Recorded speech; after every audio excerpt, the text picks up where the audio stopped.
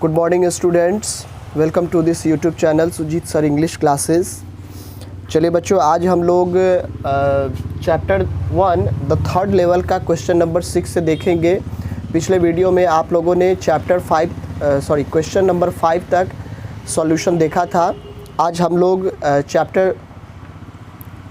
Question number 6 से शुरू करते हैं। आइए देखें। Question says philately helps keep the past alive. Philately क्या करता है? पास्ट को जीवित रखता है।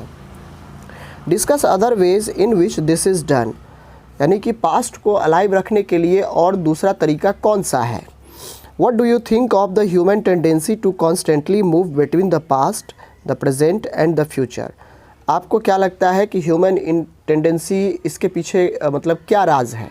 यानी कि पास्ट में वो जाता है, कभी प्रेजेंट में रहता है, कभी फ्यूचर के बारे में सोचने लगता है। तो इसके पीछे कौन सी मनुष्य की कौन सी टेंडेंसी हो सकती है? आइए देखें।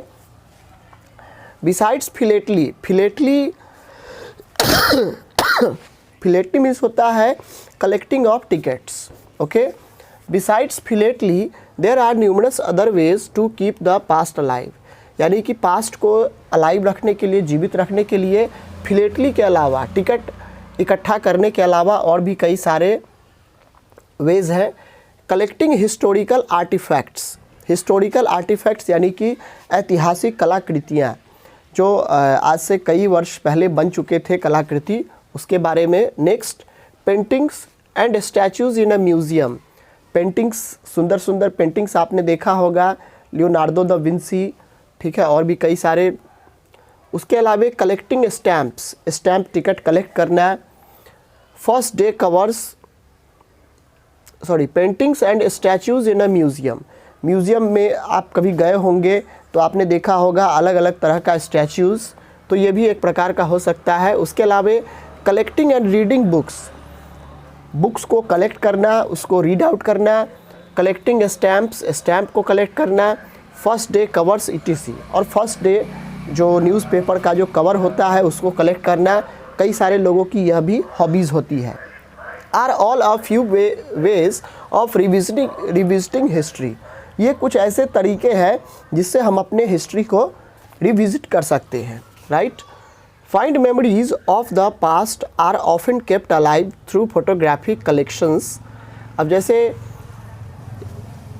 Find memories of the past, यानी कि हमारे जो हमसे पहले जो घटनाएं घट चुकी है, उन पास्ट की यादों को जीवित रखने के लिए क्या करते हैं हम लोग? फोटोग्राफिक कलेक्शंस करते हैं, ठीक है। पहले कैमरा आता था, अब तो मोबाइल में ही सारी चीज़ें उपलब्ध है, तो आप ये देख सकते हैं। उसके अलावा लेटर्स, कई बार ऐसा होता है जब हम आज से 20 साल 25 साल पहले जब लेटर्स लिखा जाता था, तो उस समय भी क्या किया जाता था? लेटर्स को आज भी बहुत सारे लोग रखे हुए हैं एक यादगार के तौर पे। Man seeks refuge in the nostalgic memories. मनुष्य क्या करता है? रेफ्यूज मीन्स होता है आश्रय, to take shelter. Okay, next is refuge in the nostalgic memories. Nostalgic memories means होता है कि याद में आतुर, यानी कि याद में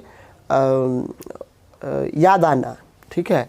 तो अक्सर मनुष्य को जो है जो नॉस्टैल्जिक मेमोरीज होती है, जो यादगार घटनाएं होती है, उसके बारे में वो सोचता है या उस ख्यालों में खोया रहता है। The happier times of the past, यानी कि ये नॉस्टैल्जिक मेमोरीज क्या होती है? Happier time of the past, यानी कि जो खुशी का क्षण था, ठीक है, वो जो बीत चुका होता है, उन्हीं क्षणों को हम लोग याद करके अपना जीवन बिताते हैं। He transports himself to the world by traveling through time to escape the present. वो क्या करता है यहाँ पर? प्रेजेंट से बचने के लिए वो टाइम से जो है ट्रैवल करता है, यात्रा करता है। In fact, he is constantly moving between past for escape and present and future. यानी कि अगर देखा जाए वास्तव में, तो चार्ली इस स्टोरी में सिर्फ प्रेजेंट से, पास्ट से ही नहीं बल्कि प्रेजेंट और फ्यूचर दोनों से यहाँ पर भागने की कोशिश करता है। This capacity to oscillate between the past, present and future is a great intellectual gift. यह जो कैपेसिटी है, क्षमता है अपने आप को पास्ट में भुनाना, फिर प्रेजेंट में लाना, फिर फ्यूचर के बारे में सोचना, यह एक अच्छी कैपेसिटी कही जा सकती है। This human tendency enables him to plan for the future in the present by reaping benefits from the past. यह टेंडेंसी जो मानव का होता है वह जैसे कहा जाता है कि पास्ट की घटनाओं से हमें सीख लेना चाहिए और उसे हमें फ्यूचर में लाना चाहिए। तो इससे क्या होगा कि जो हमने पास्ट में गलती की है वो फ्यूचर में आने वाले समय में ऐसा हम नहीं करेंगे, right. Next question, so this was the answer to the sixth question. Question number 7 now. You have read adventure by Jayant Narlikar in Hornbill class 11। Class 11 के हॉर्नबिल बुक में आपने जयंत नार्लिकर के द्वारा एक कहानी एडवेंचर पढ़ा है।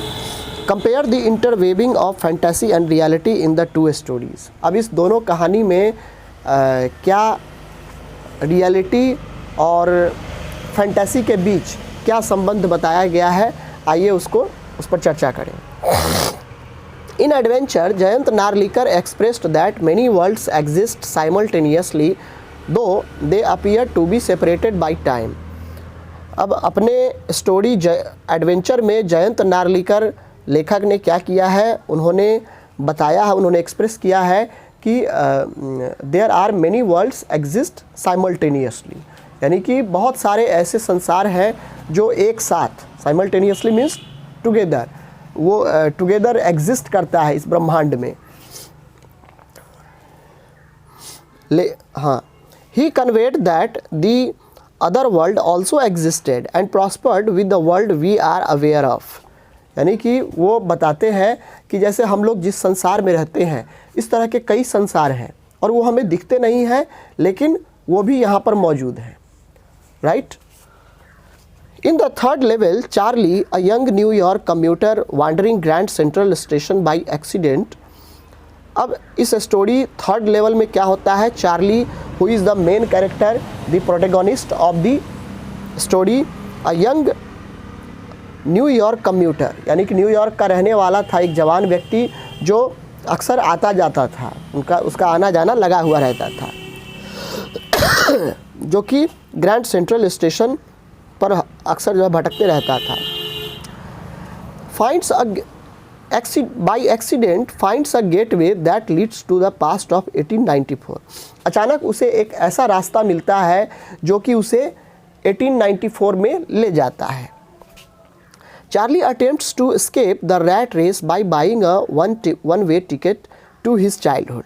अब चार्ली यहाँ पर प्रेजेंट की समस्याओं से, the difficulties of the present, वो इससे जो है बचना चाहता है और इसीलिए वो एक ही साइड का टिकट खरीदता है ताकि वो फिर से अपने चाइल्डहुड में वापस जा सके। टाउन टू गेल्सबर्ग इलिनॉइस, यानी कि चाइल्डहुड टाउन जो था उसका गेल्सबर्ग इलिनॉइस में, ठीक है, वहाँ वो जाना चाहता था। But circumstances forced him to postpone his plan to escape to the past.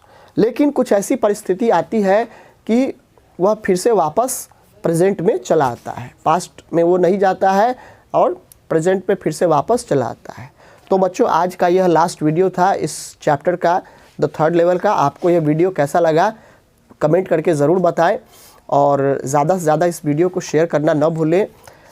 Subscribe करने के बाद बेल आइकन को प्रेस करना न भूलें। आज के इस वीडियो में इतना ही। मिलते हैं नेक्स्ट वीडियो में। Till then, thank you, God bless you and have a good day.